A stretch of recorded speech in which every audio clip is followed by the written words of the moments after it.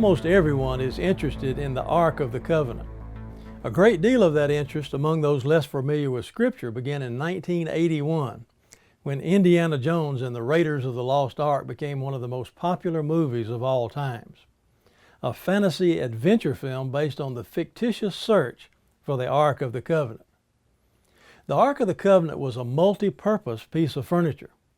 One of its most important functions was to serve as a container for the covenant, the Ten Commandments. The only thing inside the Ark of the Covenant while it was in the temple in Jerusalem was the covenant, the Ten Commandments.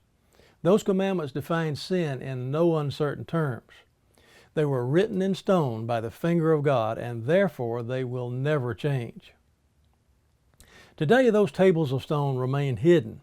Not only that, but at this present time, those who want to distance themselves from any obligation to the God of the Bible are doing everything possible to hide the words of those commandments that were written on stones. Amidst great outcry, the Ten Commandments are being removed from our public buildings. Even worse, quietly, they are being removed from the walls of our churches. Many would lead us to believe that by way of grace, commandments are no longer necessary, that now we can define sin. That is exactly what our adversary would like for us to believe.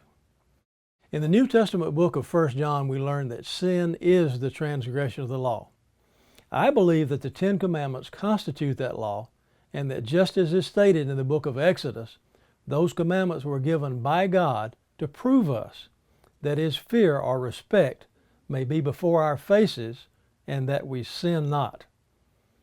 While the search for the Ark of the Covenant, the container for the covenant, continues to this day, the covenant is easily found within the pages of our Bibles.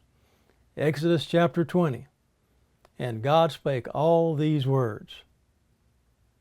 Earnestly contending for the faith once delivered to the saints, I'm Richard Rives with Just the Facts.